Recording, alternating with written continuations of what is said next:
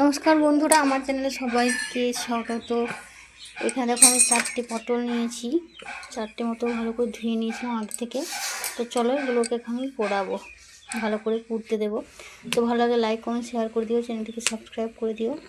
তো আমি এই যে পাল্টে নিচ্ছি একে একে পটলগুলোকে।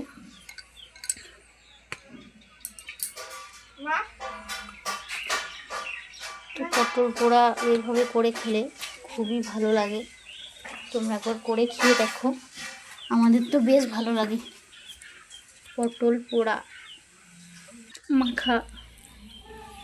তো দেখো খুব সুন্দর পুড়ে গিয়েছে। তো চলো একে একে আমি নামিয়ে নেব।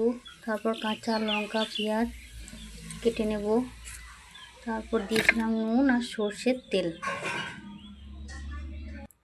তো দেখো এই যে কাঁচা লঙ্কা পেঁয়াজ কাটা হয়ে গিয়েছে, এখানে নুন আর সর্ষে তেল দিয়ে মাখা করেছিলাম। তো খুব সুন্দর লেগেছিল খেতে, তোমরাও একবার করে খেয়ে দেখো, আশা করি ভালো লাগবে। আর ভালো লাগে কি না লাগে একটু করে খেয়ে কমেন্টে বলো বন্ধুরা।